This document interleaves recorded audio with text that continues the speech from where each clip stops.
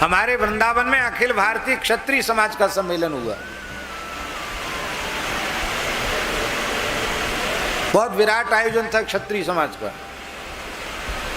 उसको अंतर्राष्ट्रीय आयोजन कहें तो कोई अतिशयोक्ति नहीं होगी, क्योंकि दुनिया में जहां जहां हैं भारतीय क्षत्रिय सबको बुलाया गया था। बड़ा सम्मेलन था। मेरे पीछे पड़ गए, नहीं महाराज जी आपको तो चलना पड़ेगा। कुछ बड़े लोग थे, पूरे बड़े अध्यक्ष, नहीं आपको चलना पड़ेगा। मैंने कि भैया आपके यहाँ तो सब ठाकुर ही ठाकुर हैं, हमारा शरीर तो क्षत्रिय घर का है नहीं, हम तो ब्राह्मण घर का शरीर है। बोले नहीं नहीं ऐसी बात नहीं महाराज, ये सब नहीं है, आपका प्रवचन हम लोग सुनते हैं। हमने कि हम सुने कहेंगे तो कड़वी बात बोलेंगे तो आप लोगों को अच्छी लगेगी नहीं। नहीं नहीं आप तो हित की बात कहोगे। मैंने कहा ठीक है हम चलते हैं। गए हम, बड़ी उपस्थिति थी। हमने कहा क्षत्रियों का संगठन बनना चाहिए, अच्छी बात है, क्योंकि संघे शक्ति कलौ युगे। आज सब लोग संगठित हो रहे हैं तो आप लोग संगठित क्यों ना हो? अच्छी बात है आप संगठित हो रहे हैं, संगठित होना चाहिए। मुगल काल में क्षत्रियों का संगठन ठीक से होता तो मुगल क्या यहां आते? गुड्डू सिंह जी, क्षत्रियों का संगठन मुगल काल में यदि ठीक से होता तो क्या विदेशी आक्रांता यहाँ क्षत्रिय आते, मुसलमान आते? अंग्रेजी समय में भी क्षत्रियों में एकता होती तो क्या अंग्रेज यहाँ आते?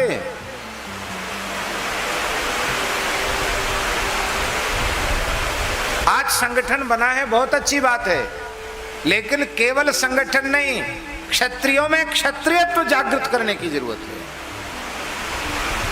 आप लगे क्षत्रिय क्या है, क्षत्रियत्व क्या है?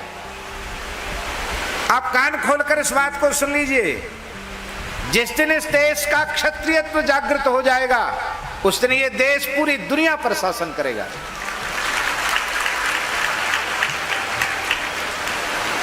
इस देश का क्षत्रियत्व जागृत होगा तो किसी की हिम्मत नहीं जो गाय को क्रूर दृष्टि से देख सके, किसी की हिम्मत नहीं जो अबला के शील का हरण कर सके, किसी की हिम्मत नहीं जो गरीब को सता सके। गौ ब्राह्मण दीन दुखियों पर अत्याचार, संतों का तिरस्कार, अत्याचार, धार्मिक अस्मिताओं को नष्ट करना, ये तभी संभव हो पाता है जब क्षत्रियत्व बुझ जाता है या शांत हो जाता है। क्षत्रिय में क्षत्रियत्व कैसे आएगा? जब क्षत्रिय धर्मशील होगा तब उसमें क्षत्रियत्व का प्राकट्य होगा।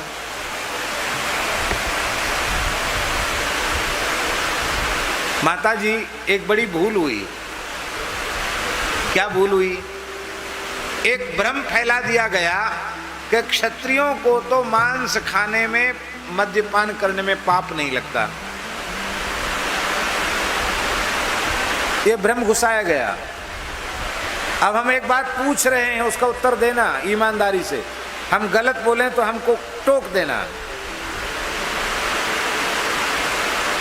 महाराणा प्रताप से श्रेष्ठ क्षत्रिय आज खोजने से कोई मिलेगा?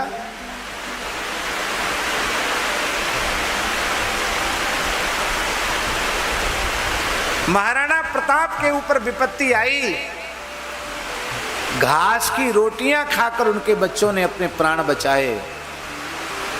आपने स्कूल में पढ़ा भी होगा, कविता है घास की रोटी। क्या वे जंगल में रह के मांस नहीं खा सकते थे? पर उन्होंने क्षत्रियत्व को बचाने के लिए घास की रोटियां खाना मंजूर किया, मांस नहीं खाया। महाराणा प्रताप का चरित्र इसका प्रमाण है। महाराजा छत्रसाल जो वीर बुंदेला और बुंदेलखंड का उन्हें वास्तविक सम्राट कहा जाए या बुंदेला कुल का सूर्य कहा जाए तो इसमें कोई अतिशयोक्ति नहीं। कितना विस्तार बुंदेलखंड का किया उन्होंने। इत बरहद इत सौनहद उत चंबल इत तौस, छत्रसाल से लड़न की रही न काहू होश। ऐसा महावीर क्षत्रसाल, उन महावीर क्षत्रसाल के जीवन का एक प्रसंग है कि उनका मुगलों से युद्ध हुआ। उस युद्ध में बड़ी संख्या में इनके वीर मारे गए, लेकिन आखिर में विजय छत्रसाल की हुई और वे भाग खड़े हुए। अब समस्या ये थी कि कई दिन तक युद्ध चला था, भूखे प्यासे ऐसी हालत थी कि अब प्राण निकल जाएंगे। तो सरदारों ने, सरदार माने जो वीर योद्धा थे, उन्होंने कहा छत्रसाल से कि महाराज हम लोग भूख के मारे प्राण निकले जा रहे हैं, हमको भोजन की व्यवस्था कीजिए, क्योंकि अब हम जीवित नहीं रह सकते। कई दिन से लगातार लड़ाई चल रही थी। तब छत्रसाल ने कहा कि तो अब यहाँ अब क्या उपलब्ध है भोजन के लिए। तो उनके सैनिकों ने प्रस्ताव किया, सरदारों ने प्रस्ताव किया कि शत्रु की सेना भाग खड़ी हुई है, इनका शिविर खाली पड़ा है और इनके भंडार में रसोई में जो कुछ सामान बचा होगा वो खाकर हम लोग प्राण बचाएंगे। छत्रसाल ने कहा हमें मरना मंजूर है, लेकिन इन म्लेच्छों के हाथ का बनाया हुआ अशुद्ध आहार खाकर के हम प्राण बचावे हमें मंजूर नहीं है। वो तो सब मांस पका रहे थे, वो कोई शाकाहारी चीज नहीं थी खाने की। तब वीरों ने कहा कि महाराज हमारा तो समाधान कीजिए। तब आपने घोड़े बंधे हुए थे और घोड़ों का रातब, घोड़ों को खिलाए जाने वाला दाना रातब, भिजाया हुआ, उसको रातब कहते हैं। छत्रसाल ने घुड़साल में जाकर घोड़ों का रातब अपने सिपाहियों के साथ खाकर अपने प्राण बचाए, लेकिन मांस नहीं खाया। महाभारत प्रमाण है, रामायण प्रमाण है, क्षत्रिय मांसाहारी नहीं थे।